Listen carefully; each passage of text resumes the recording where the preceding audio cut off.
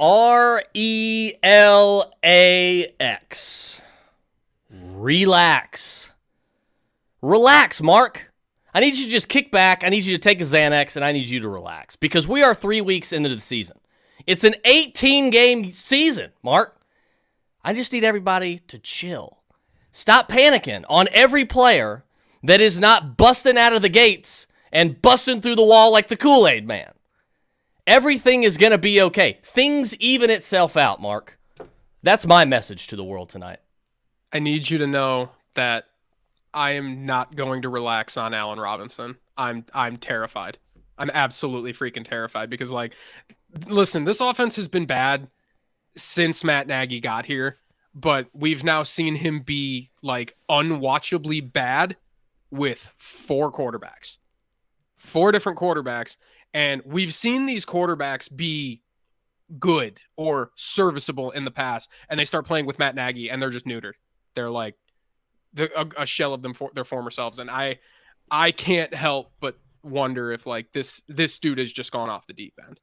Maybe this is a conversation for the after party, but, like, I am. Well, I feel like on Allen Robinson. I feel like you do want to use some expletives and some pretty coarse language, so I feel like that might be a good after party discussion. Hey, by the way, guys, you can catch the after party on the Roto Bros if you join the Roto Bros Fantasy Advice Lounge and the Fantasy and our Roto Bros Patreon by going to patreon.com/Roto Bros. So you can check that out and get all the after parties, by the way. So, look, last year, Mark, and here's just some examples here, okay? Last year, Justin Jefferson and T. Higgins each had 15 total targets and played 1 game over 70% snaps through the first 3 weeks. J.K. Dobbins and DeAndre Swift through the first 3 weeks were the RB3s on their team and hadn't played over 45% snaps in a game. That information brought to you by our good buddy Addison Hayes, who is celebrating a birthday today. So happy birthday, Addison. Oh, but happy birthday, Addison. Oh, yeah. I missed that guy. Let's get him back on. We do. But that tweet was, I read that today, and it's as pure as mother's milk. It is great because this is exactly why you don't panic. You've got to just pump the brakes. I get it. Nobody wants their fantasy team, Mark, to get off to a slow start and be 0-2 or 1-2 or 0-3 or something like that.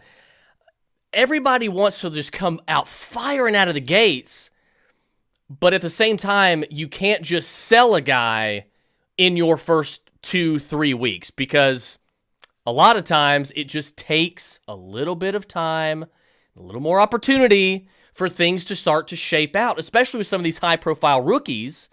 Okay, there's people out there right now that are getting frustrated with Devontae Smith. He just got done with his 3rd NFL football game. Like, give the guy a chance. Like, it's gonna be okay. I still believe he's gonna be a league winner by season's end, which is what I've been preaching about all summer. I'm kind of chilling right now, Mark. Like, there are some guys that I'm a little more worried about than others, but overall, man, like, I think just people need to kind of calm down. It's an 18-game year. Let's just calm down. Am I being too lax with this, or am I just... No, and I think it depends on the degree with which you're panicking on a player too. I mean, I'm cautiously optimistic on somebody like Ezekiel Elliott right now. Obviously, he's still producing fantasy points. So if we're looking at, like, the Dallas Cowboys backfield and we're seeing Tony Pollard get this awesome workload, and yeah, like, Pollard's playing what, 20 or 30% snaps, but, like, Ezekiel Elliott was a guy that would play 90% snaps. He was, I don't want to call him fat CMC because that is now Najee Harris. But, I mean, that's essentially what Ezekiel Elliott was. And that's what I drafted him to do. And he's ran pretty hot with touchdowns these past 2 weeks. It's like, what's going to start happening when Amari Cooper starts scoring and when CeeDee Lamb stops running bad and he starts catching touchdowns and when Michael Gallup comes back? Like, Dak Prescott threw 3 touchdowns 2 nights ago and, none of the alpha wide receivers caught him. They went to freaking Dalton Schultz, and who else caught a touchdown? Cedric Wilson. So, like, what's going to happen when the alpha receivers start catching touchdowns and Zeke stops running hot at the goal line? All of those touches that Tony Pollard is siphoning off are going to start to matter. So I'm not panicking on somebody like Ezekiel Elliott, but I'm getting cautious. And if I can acquire somebody like Dalvin Cook, or I doubt I could get Derrick Henry, but if I could, like, let's just say hypothetically, I could get Dalvin Cook or Austin Eckler for Ezekiel Elliott, I'm probably doing it right now. Oh God, Austin! Don't even get me started. Austin, Austin Eckler is just a gift from God. I mean, he's a godsend. Speaking of Zeke, though, so like before last week, because obviously last week is where Zeke, had his big come up. It was like finally, this is. I think it was his first multi-touchdown game since 2019.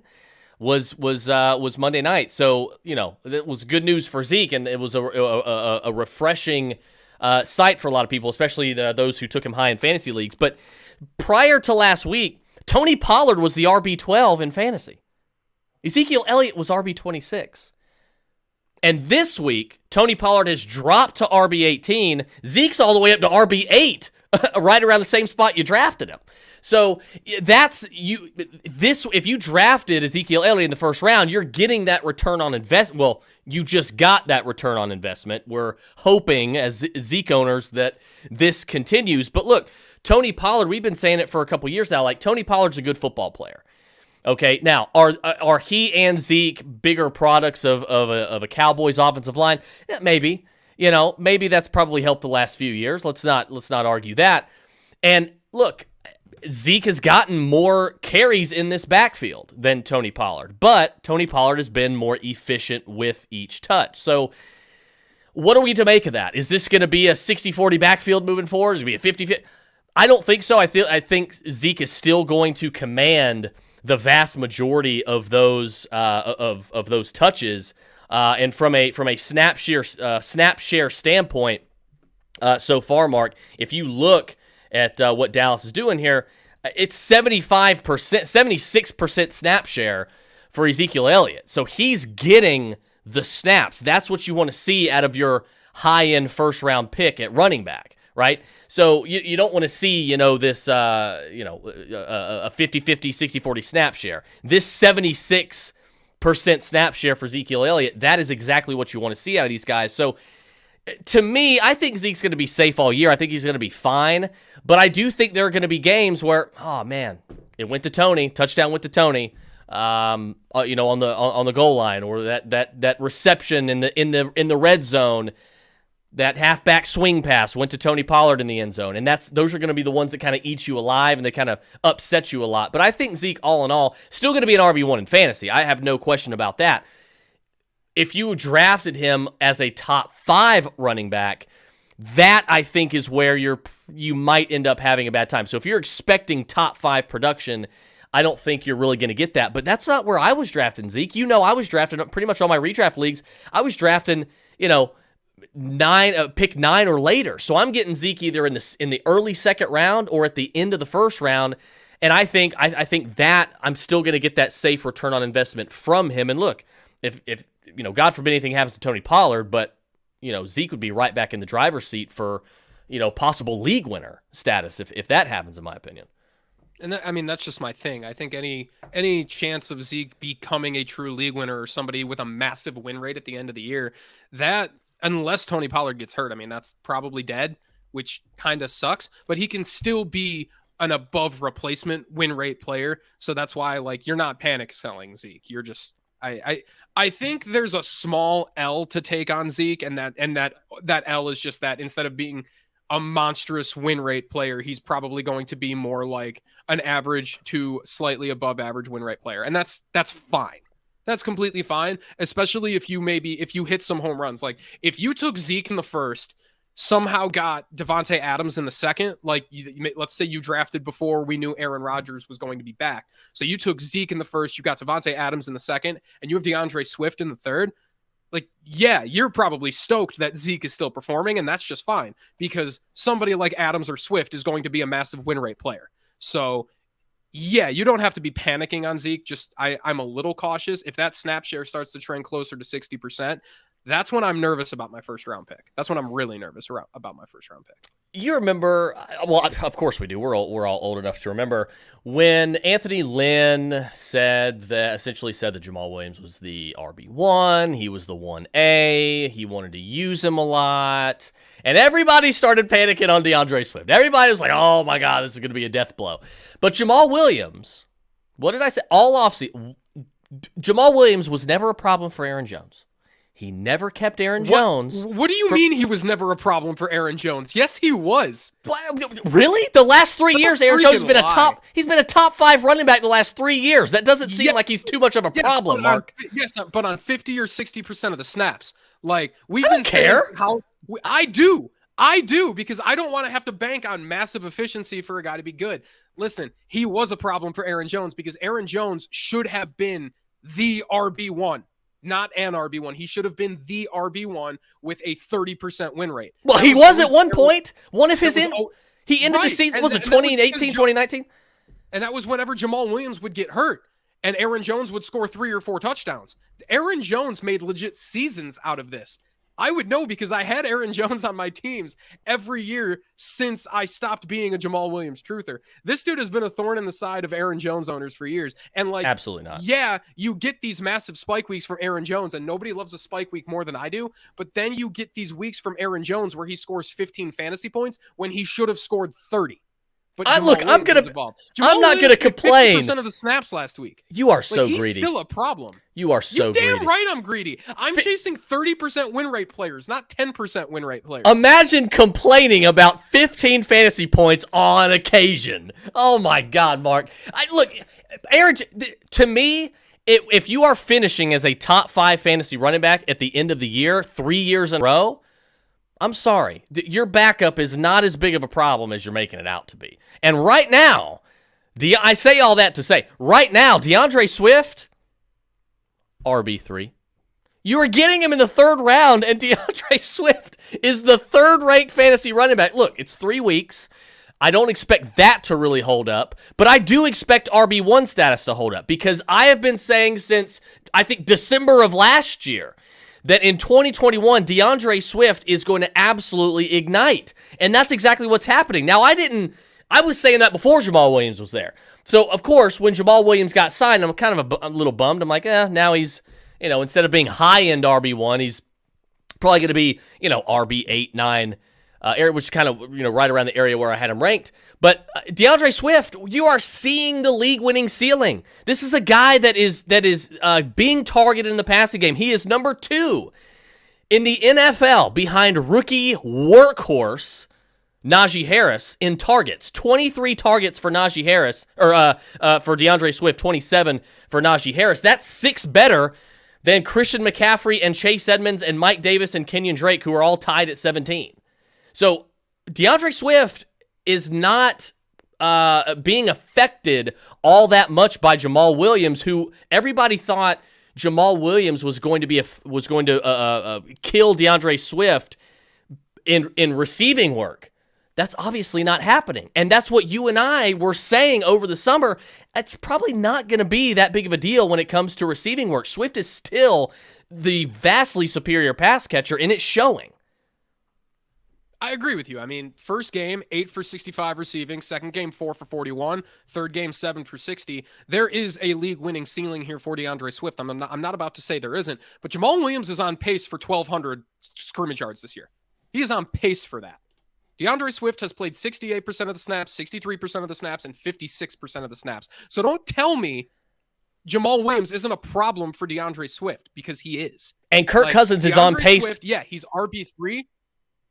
He's RB3, and I understand that. But the problem that I have here is that DeAndre Swift is having great weeks or good weeks that should be league-winning weeks. He should be scoring 30-plus fantasy points, and he should be winning you your league in the 3rd round. And as long as Jamal Williams keeps doing this, DeAndre Swift is probably going to be just like Ezekiel Elliott, a regular win rate player. He's not going to be a massive win rate player. And like I said, I'm looking for these 30% guys. Now, I'm not selling DeAndre Swift, and I'm not even panicking on DeAndre Swift. I'm pretty pumped where I have him because I know if Jamal Williams goes down, and I'm going to continue to account for that outcome.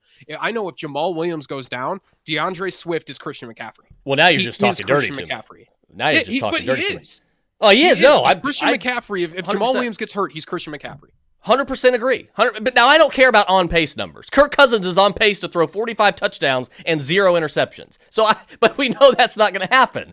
So I'm not concerned with these. Right, but Jamal Williams could accrue 1,200 yards if he keeps getting the workload that he's getting. He can accrue 4,000 yards, but as long as DeAndre Swift is still producing, I'm fine with it. I want DeAndre Swift to score 25 fantasy points per game, not like 18 to 20. Let me put it that way. You're damn right, dude. I'm greedy. I'm 100% greedy, especially with my high-end running backs. And I know a running back like DeAndre Swift has the largest ceiling of just about any other running back in fantasy football, and I want to see that equity realized. Yeah, I think there's 4 running backs to me that have the highest, well, I'd say 5. In no particular order here. And we're talking about ceilings here. DeAndre Swift is in there, Antonio Gibson's in there, Austin Eckler's in there, Christian McCaffrey, and Alvin Kamara. I mean, those 5. I would add Jonathan Taylor. If Nyheim Hines gets hurt, Jonathan Taylor has proven that he can command 6 or 7 targets a game. You, my friend, win the award for the best segue tonight. Jonathan Taylor, that's another player that people are just panicking on. The sky's falling. And I look, we were concerned last year. Not so much you and I. But other people were concerned last year when rookie running back Jonathan Taylor wasn't winning your league through 3 or 4 weeks. He got off to a slow start last year too. Now, granted, this year it's a little bit slower than last year was. But right now, I don't think there are some things to be concerned about with Jonathan Taylor. But there are also some things to not be concerned about, to kind of feel happy about, okay? Obviously, this offense has underperformed. The team is 0-3, but I don't really think that Frank Reich is going to I don't think he can either. Is going to completely change this offense and change the philosophy of the team. He's going to stick with what they're good at, with what they know. They're going to continue to run the ball. They're going to continue to control the clock. The offensive line is going to continue, hopefully, to get healthier. Okay? They haven't done any of that. They haven't, but I don't know that they've also been able to. But Jonathan Taylor, here's where a lot of people might want to panic or might feel like panicking. Jonathan Taylor, you and I were talking about Antonio Gibson before we went on air here about his 50% snap share, okay? And we're not crazy about that. Now, God help him that he had that 72-yard touchdown catch on Sunday, because if he didn't do that, I think Antonio Gibson owners were just going to hang themselves. But Jonathan Taylor, right now, his snap share is 50%. Yeah, it's been gross. He's been under 50% snaps each of the last 2 games, and he was only 55% in week 1 when he saw 17 carries and 7 targets. That's what's so frustrating is he's good in every facet of the game, but Nyheim Hines is good too. I can't even be mad. I can't even be mad that Jonathan Taylor keeps getting pulled off the field because Nyheim Hines is explosive. He's a very efficient pass catcher, and the team can use him. He's very, very usable on the Colts. So it's yeah, I'm frustrated because I drafted Jonathan Taylor, but I always viewed Taylor as somebody who had that upside. Everyone considered him Nick Chubb, and I didn't think I never saw that. He's never looked like Nick Chubb to me. He's always looked like something closer to Ezekiel Elliott or Dalvin Cook. So it's frustrating that he's not being utilized as much as I hoped he would. And I say hoped, not predicted. I never had any idea how Jonathan Taylor was going to be used. He had 80% snaps and 45% snaps all in his range of outcomes. And he is down there in snap share percentage. He's down there with guys like Tyson Williams and Leonard Fournette and Ty Johnson. But these are guys that, I like these guys, and I think these guys are talented football. The problem is they are in full-blown committees, and that's really what Jonathan Taylor's in right now. And look, before you get upset about it, and before you blame it on Jonathan, because I think a lot of people try to subconsciously blame these things on the players, and they're like, oh my God, I hate Jonathan Taylor because he's getting 50%. It's not his fault. It's not his fault. He's just doing what the coaches tell him. He's going by what the game plan. He can't tell Nyheim Hines, no, stay on the sideline. I got this. This to me, it's a full-blown backfield. But again, Nyheim Hines is very, very good. He's the best pass catcher on the football team by a wide margin. And look, that's no disrespect to Jonathan Taylor. He's good at it. But Nyheim Hines is much better. It's not like if Justin Jackson for the Chargers or Josh Kelly, if they were getting a huge amount of the snaps and taking them from Austin Eckler, I would be wondering why. They aren't very good. They're not talented football players, okay, compared to their peers. So why would that be happening? That's where I would get upset. I can't get upset at the Colts because it's like, if I'm Frank Reich or I'm the offensive coordinator or I'm the running back coach, I'm going to do the same damn thing. I want to keep Jonathan Taylor healthy. I want to keep him on the field. I'm not going to run him. I'm not going to give him Emmitt Smith snap share. You know what I mean? So I completely understand what they're trying to do, and they're trying to keep their guys healthy, incorporate more. You're 0-3. Obviously, you're going to be throwing a little bit more than you typically are. So that's going to have that's going to inject Nyheim Hines in the offense as well. But there are some things that you could potentially look to and say, okay, maybe I need to stay. Maybe I need to stay, patient with Jonathan Taylor. That's kind of where I'm at right now. I'm not panicking yet. Typically it's week 4, after week 4, week 5 is where I'm like, okay, this has become a legitimate trend. This is not just a mirage. But right now he is number 1 in juke rate in the NFL at running back. He's number 2 in evaded tackles, and Marlon Mack is about to get traded somewhere. They've already agreed to have a trade. Now, Marlon Mack was not active last week, and that's because they wanted to trade him. But that's just going to be one less active body that he'll have to worry about. So while it probably doesn't mean a whole lot, at least it's just another sort of notch in the belt. You can say, okay, whatever positivity I can take and get for Jonathan Taylor, I will take at this point. But there are some reasons to sort of be patient and sort of be optimistic. I think Taylor's going to be fine, but you and I said it before the season. It is, I think we said it in like June or July. It is shaping up to be Jonathan Taylor as less of an RB 3 to 5 and more like Jonathan Taylor, 9 to 13. And that's that. I think that's where the Nick Chubb comparisons came in, because that's probably ultimately where Nick Chubb is going to end up, is going to be in that 9 to 13 range. And I think that in that aspect, I think he and Nick Chubb are going to end up being alike, because they're not the primary pass catchers on their team. They're not even the most talented pass catchers on their team. And the pass catchers on their team, Nyheim Hines and Kareem Hunt, are going to be heavily involved, I think, all season. So we'll see kind of how that shapes out. But I mean, Jonathan Taylor is one of the biggest players right now that people are panicking on. Honestly, they should be. I have a decent amount of Jonathan Taylor. I mean, most of it is in Dynasty. I was actively drafting him in best ball. I didn't end up with like 20%, but I've got like somewhere between 10 to 12% Jonathan Taylor, because I wanted to account for that outcome where either Nyheim Hines gets hurt or the coaching staff just says, we've seen enough. We need to get this guy the football 25 times a game, because I think that was always possible. That was always in the range of outcomes. But like, I don't know, man. With Jonathan Taylor, I'm nervous, and I feel like I'm not going to be able to get what I think I should get. I just need to start treating him on my roster as an RB2 and somebody that I can bench in favor of a more higher probability play, or somebody with a higher ceiling. Because Jonathan Taylor is going to be a high variance player now. There are going to be games where he sees 8 carries and 2 targets.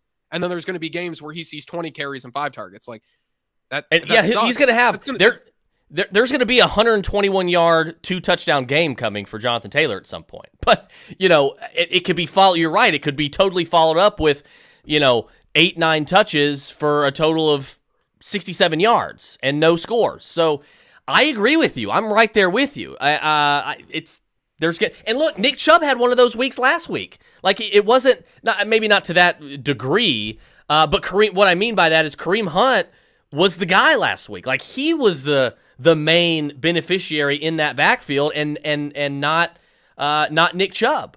So I think to an extent, Nick Chubb could be that as well. He still had 84 rushing yards, so it wasn't a terrible day. But he didn't get in the end zone. He didn't have a single target. Nick Chubb has 3 targets on the year. Like that right there tells you he is not like RB3 to 5 is not going to be in his range of outcomes unless he's scoring almost 20 touchdowns on the ground. Like, that's pretty much going to be or running for 1,300 yards. That's really going to be the only way I think Nick Chubb gets there. Nick Chubb hasn't even had 100 rushing yards in a game yet. I mean, it's 3 weeks, so it's going to come. It's going to happen.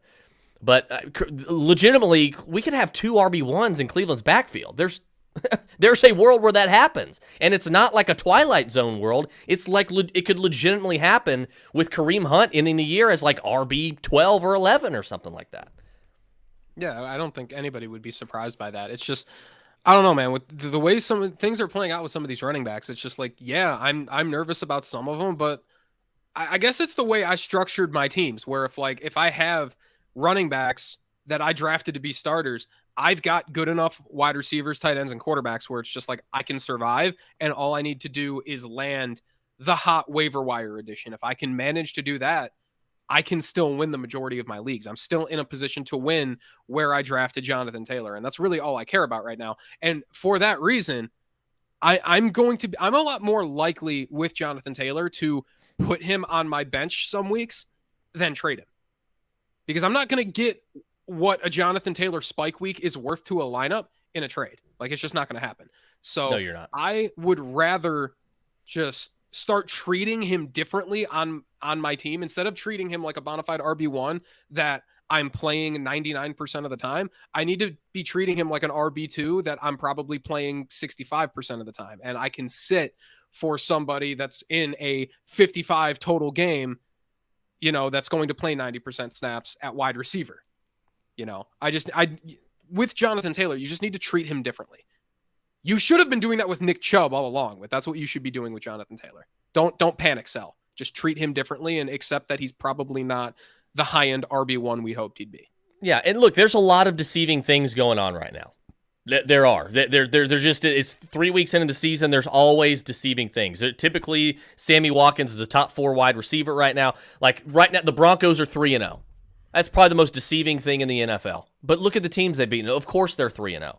The Panthers have the second best defense in the league. But look at the teams that they've played. They were all along. They were probably going to have a top 5 defense through the first 3 weeks. Marquis Brown was wide receiver 8 up until last week before he dropped 3 touchdown passes. Now he's wide receiver 14 in fantasy. I don't even think that's going to stick. But then there are some things that I do think can stick. I do think that DeAndre Swift can stick as a top 5 running back in fantasy. I do. Last week, Demetric Felton was higher ranked in fantasy than Saquon Barkley. So, and that's another one. Barkley, there's so many running backs that everybody's just flipping out about and panicking. Saquon Barkley was another one. And they finally, look, Devontae Booker was inactive last week. Barkley took over. They unleashed him. Look, he didn't have 151 all-purpose yards and 2 scores, but he got the work that you want to see him get. I think he had 7 targets and 6 catches last week against Atlanta. So those are the things that you want to see out of Saquon. Saquon's not a problem. I think we all agree you're probably going to get the return on investment on him. Will he be RB1 in fantasy? No, probably not. It could be, but probably not. But is he going to be a top 5 running back? I would say so. Yes, I think that's something that's gonna end up sort of evening itself out. But there's another guy at the running back position on arguably the best offense in the NFL, and Clyde Edwards-Helaire. You and I think pretty much agreed for the most part over the summer about Clyde Edwards-Helaire. Rebuild offensive line. On paper, it should be one of the best offensive lines in the NFL. It should easily go from one of the worst last year to one of the best this year. So that's good. Le'Veon Bell's gone. You don't have Damian Williams is not going to be there for whatever that's worth. Like, Clyde Edwards-Helaire is the guy. There's no question. He was going to be a workhorse, and that's pretty much what he's been so far this year. His snap percentage is sky high. He's top 12 in the NFL in snap percentage, 66.2% snap percentage. So he is getting the snaps. He's getting those sort of opportunities.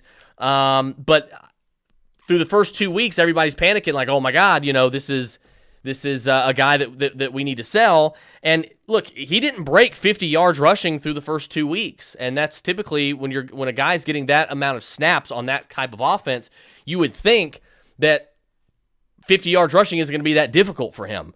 Look, he was RB 47 before last week, and with Saquon Barkley was RB 48. To give him another example, Clyde right now after last week's RB 34 and Saquon's RB 24, but last week he had 17 carries. Broke 100 yards finally, but he only saw 2 targets. So the work there, unfortunately, for Clyde is not there in the receiving game. Do you think it's ever going to be in their receiving game? I don't know that it is. I don't know that he is going to have those games where he's getting those 6 to 7 targets out of the backfield. How often do you see running backs that aren't explosive or fast command targets in the NFL? There you go. You don't see it. Like, I understand that Clyde Edwards-Helaire caught 55 balls his last season at LSU, but like he is not the archetype player that we see get 20 carries and 5 targets every game, and he never was. And that's why he never should have usurped Jonathan Taylor in the dynasty rankings last year after the Chiefs took him. It never made sense. It was an example of people overreacting to a landing spot. And like, landing spots matter, but not nearly, especially for running backs. Not nearly as much as like draft capital and athleticism. Athleticism, I would argue, is the second most important thing for a running back in fantasy football. Draft capital matters the most. Landing spot probably matters third. Because if he's getting 25 touches a game, it doesn't matter if he's on the worst offense in the NFL. He's going to find a way to score fantasy points. Look James at Robinson. Harris. James Robinson, but look, Najee Harris. like James Robinson, perfect. Najee Harris. Like, this is just what's going to happen if he never leaves the field. This team could go 0-17, and if he's never leaving the field, he'll get you 18 to 20 fantasy points per game. It's almost impossible for him not to. Yeah, so, and he'll be an RB2. He'll probably be an RB2, and that's kind of where I had him. I had him as a high-end RB2, but, I don't know, man. I still just don't know if he's it. I just don't know if this is ever going to be the sort of player. I don't think, as a matter of fact, that he is going to be. We're still talking about CEH, right? Yeah. He ain't it. I don't see it, man. He never was. Yeah. He never was. I think he's a Go ahead. I think if you were going to sell Clyde Edwards-Helaire, I would say now's the time to do it, because when's the next time we're going to see him get over 100 yards rushing and have a game like he did, an impressive game like he did, if you even want to call it that impressive. I mean, I don't know that this is going to happen very often this year, and if you were thinking about getting off of him through the first 2 weeks, you might want to do so now and see if you can replace him. Like, you're not going to be able to get a guy, I don't think, like a DeAndre Swift, unless you're like in some crazy home league where nobody, really knows what they're doing. But if you're playing in any semblance of a league that has any sort of, intellect at all, you're not gonna be able to get a guy like that. Now, let me ask you, would you sell Clyde Edwards-Helaire for David Montgomery? No, absolutely not. Give me Clyde Edwards-Helaire. Really? They're essentially the same player. They're probably going to rely mostly on rushing volume to produce, except Clyde Edwards-Helaire is going to have significantly more scoring upside or touchdown probability. Like, I mean, I don't want anybody on the Bears right now. I don't want to start any of them. Like, I have never seen an offense look this inept in my life. And like, I don't even play fantasy football with football information anymore, and I still can't bring myself to start Bears. I honestly can't believe what I'm seeing. It's so bad. Unless, of course, it's week 1 and the wide receivers projected 11 targets, and You're it's still wrong. You're still wrong. He saw Chris. Number 1, this is a 3-week-old argument. Number 2, he saw 11 targets, and if you're not betting on dudes that are going to see 11 targets, like I can't help you. I'm sorry, I can't. But it's not. But you also have to think about, Chris, because this is classic. Move on, because this is classic outcome bias. No, it's not. This is an important discussion for moving forward in the season as well. Because you just said it is. You just said the other day, Mark. You just said, let me unpack this. You just said the other day in the Fantasy Lounge. You just said the other day, and I quote, "Are we done? So we're done with the start your sits. Don't sit your studs argument, or don't sit your studs mantra, right?" And so we were referring I believe, to Allen Robinson. But even if we're not, we know that Allen Robinson's a stud. We know he is the most underappreciated, underrated, most disrespected wide receiver in the entire NFL. And look, I'm probably going to start Allen Robinson the vast majority of weeks because I do think Justin Fields, it is going to click for him, probably beginning this week against the Lions. But when you say that you're done with don't sit your studs, that insinuates that you don't agree with starting studs just because they're studs, okay? And 4 years ago, I would have disagreed with that. My sense has changed now, but we know that Allen Robinson is an alpha receiver in fantasy and reality. We know this. So we have a logical base of information to say, you know what? He is probably going to command targets regardless. We can feel safe with his projected targets pretty much every single week. Okay? So we know he's going to get a healthy amount of targets whenever he's on the field. So when you essentially say don't bench receivers when they're projected for a lot of targets, that's almost the same thing as don't sit your stud receivers because they're studs. You know they're going to get targets. My problem with him was Andy Dalton starting, getting chased by Aaron Donald behind a bad offensive line, and while all the while that is going on, trying to get the ball to Allen Robinson while being covered by Jalen Ramsey. There is such a thing as quality of targets. If Andy Dalton has 6 seconds in the pocket, the quality of targets that Allen Robinson is going to receive is completely different than the quality of targets he's going to receive in the 2 seconds he has while Aaron Donald is chasing him down. That was the whole point in week 1, and I was right. Okay. No, sure, you were. Like the right outcome that you predicted happened. But all I'm saying is that Allen Robinson saw 11 targets, and knowing that, having that information, we can look back and go, holy shit, he saw 11 targets. Maybe benching him was stupid. I understand. Like, I totally endorse being open to sitting your studs within reason. Like, I need more context, especially if I'm answering a start-sit question. I just gave you all the context. That's kind of why I leave. No, that is not the context I'm interested in. I'm not interested in football takes. I'm interested in why are you sitting your stud? Why do you need to sit a stud to beat your opponent? Why? Are you projected to lose by 25 points? Is your stud projecting poorly because his quarterback is out, or the game has a really low total? Like, that's information I need. I need to know why you need to bench your stud to beat your opponent. Like, I'm not interested in football takes, honestly. I mean, the fact of the matter is with this Rams game is all of the Rams projected insanely well. They were projected to score like 28 points. That was their team total. You knew the Bears were going to be chasing. Like, I'm not afraid of Jalen Ramsey. I'm not afraid of Aaron Donald in fantasy football. Yeah, real but football, sure, maybe. But like, it's based on real football. It's based on real football. Okay, sure. But football is random enough to the point where I just don't care about that in fantasy football. We've had this discussion before, and like, I just don't. I cannot predict the quality of targets. I can't. You can in a situation like that. Chris, all it takes when a guy is getting 11 targets in a pace-up spot in a game with a high total within context, all it takes is for him to take one of his 11 targets, one of his double-digit targets, break one tackle to the house. That's all it takes. Okay. Or he beats Jalen Ramsey one time. I agree. Takes it to the house. That's how random football is. And that's why I think if a guy is projecting the way Allen Robinson projected in week 1, which is a lot better than you think it was, sitting him was the bad call. You got the right outcome, but you made the wrong decision. And that is one of the most important things with fantasy football is you can make the wrong decision and have it still play out in your favor. But you need to be smart enough to realize that you made the wrong decision, and over time, making that same decision will bite you in the ass. Sure, it worked out now, but the other 70% of the time you make that decision, it's going to screw you. No, I disagree. Not in that situation, because you can't just say, okay, well, yeah, Allen Robinson could beat Jalen Ramsey one good time, and then he is worth the entire start. I agree with you. He could, but you're not. What are the odds that it happens while Andy Dalton of all quarterbacks? It's not like Aaron Rodgers. If it was Aaron Rodgers, sure.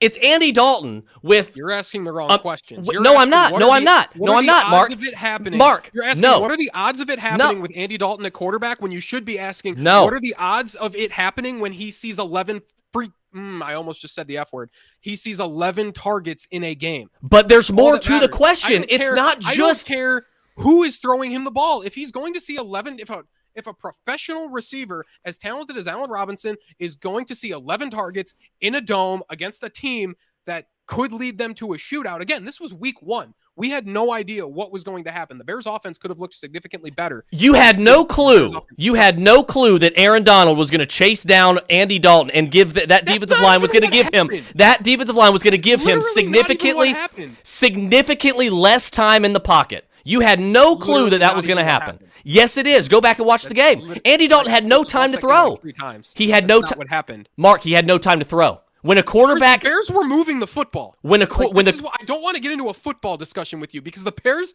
were moving the football. When a quarterback, that was a normal game for the Bears offense. It all ties together. When a quarterback does not have significant time, we're done with this. To throw the football. When a quarterback does not have significant time to throw the football, we're done with it. No, it's important for people to understand. It's a bad argument. Move on. It's not. It is not. It's really bad. And if anybody wants to know more, you just DM me, and I will explain this in more detail. And then hopefully you can explain to Chris why sitting a guy who was projected for 9 to 11 targets was dumb. Typically it is, but not in that situation. Not in that situation. If it's just Jalen Ramsey, that's different. But it's a trifecta of huge football problems. And I don't care whether you don't care about real life football philosophy. It ties in. It matters. We're on to Cincinnati because this argument's dumb. We are on to Cincinnati. Cincinnati plays Jacksonville tomorrow night. And this game, to me, I'm really excited about it. Because not only does my favorite player, Joe Burrow, as you can see, not only does he play tomorrow night. Imagine drafting Joe Burrow as your starting quarterback in fantasy. Look, hey, right now, he's number 1 in the NFL. He's number 1 in the NFL in red zone efficiency at quarterback. Just so everybody knows. So look, it's gonna be fine. Joe's gonna be fine. T. Higgins is gonna be out. Jamar Chase has no C.J. Henderson now to worry about because C.J. got shipped to the Panthers. And now Dan Arnold, we get to see Dan Arnold. He's not with the Panthers anymore. That's a good thing for Marshall and Moore, and I think everybody involved. His spot got better in my opinion. He did. I was going to say the same thing. It did. Yeah, and so this to me, do you think that this could be a legitimate an entertaining fantasy game? I could totally see this being like a 34-28 game or something like that. Sure. Now, with Joe Burrow, it's like I'm not about to argue whether or not he's a good NFL quarterback because frankly, he's given us 2 great performances and then he ran really, really bad against the Bears. He threw interceptions on 3 straight passes. Like that means significantly less about Joe Burrow and more about just running really bad. Yeah. I think I was watching that game and one or two of those picks were bad and then one was just really, really unlucky.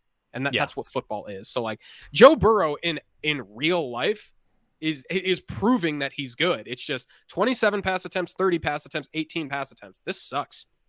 Well, and Joe Mixon doing something completely different than what we expected. Yeah, right now Joe Mixon is having a hell of a season, second in the NFL in rushing. So you know how everybody goes into the season, they're like, man, it was the end of the second round, and Joe Mixon was the best running back on the board. I had to take him. Right now, you're not disappointed in your return on investment. And I've said all along, as long as Joe Mixon is healthy, Mark, Joe Mixon, to me, from a skill standpoint, might be a top 5 NFL running back. From a pure skill, overall talent standpoint, he might be a top 5 running back in the NFL. He just has to stay on the field. Sure, and I understand that. I never thought Joe Mixon was a bad draft pick. I didn't end up with a ton of him because where you would have to get Joe Mixon, I was drafting Justin Jefferson, Darren Waller, DeAndre Swift, Allen Robinson. I was drafting a lot of Keenan Allen. I was drafting a ton of. So I did not end up with a ton of Joe Mixon. And I don't really regret it. He's only seen 7 targets. He's doing pretty well on the ground and he's getting a ton of carries. It's just this team has essentially redefined their offense from a 65% or almost 70 at times percent pass rate team to somebody that wants to be significantly more balanced, and they want to ease some of that load off of Joe Burrow. And like that's happening before our eyes. I really wish I would have known that this offense was going to throw significantly less than they have been. So it sucks because I think Joe Burrow is playing good football.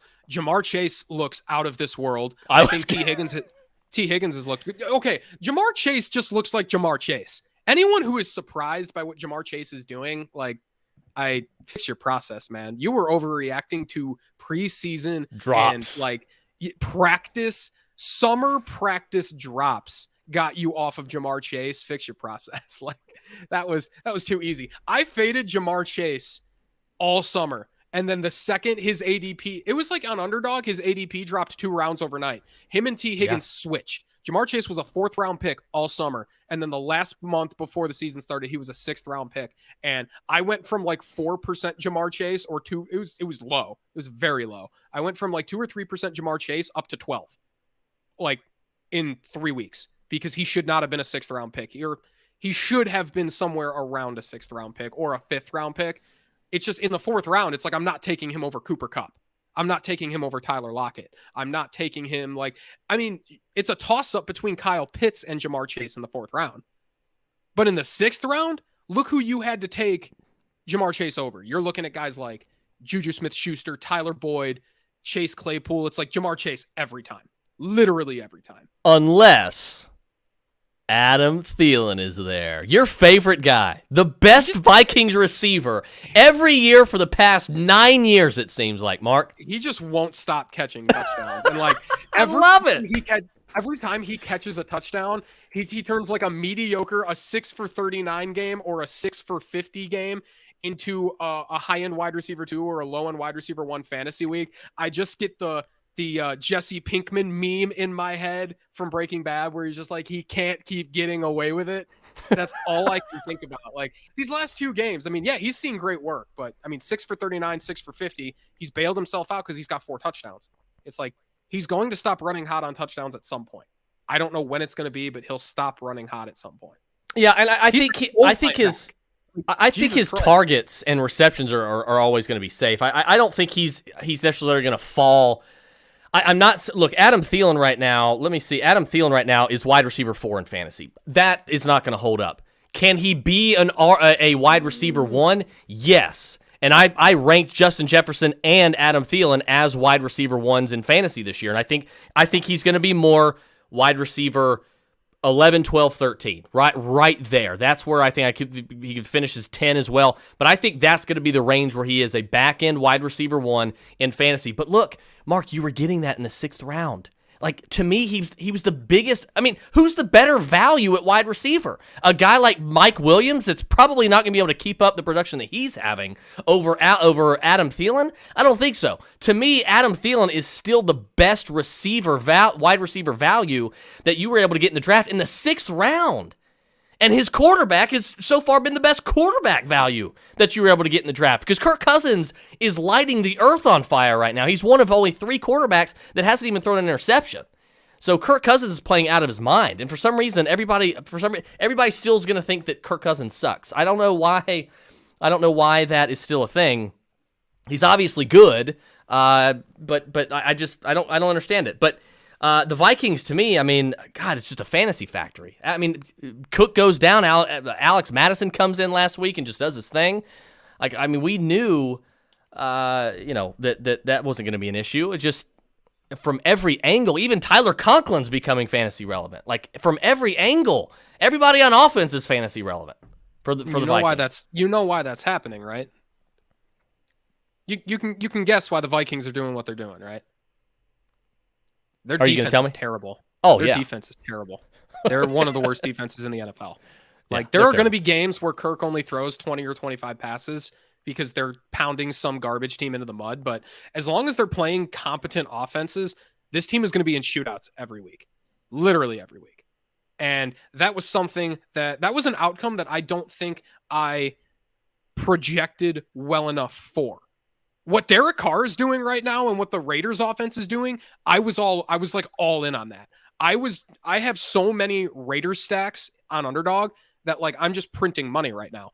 But I don't have that same thing for the Vikings, and I think that was bad process on my part. Like, why would I do this with the Raiders and not continuously do this with the Vikings? I genuinely think 3-player stacks of Justin Jefferson, Adam Thielen, Kirk Cousins are a lot lower owned in like these underdog tournaments than they should be.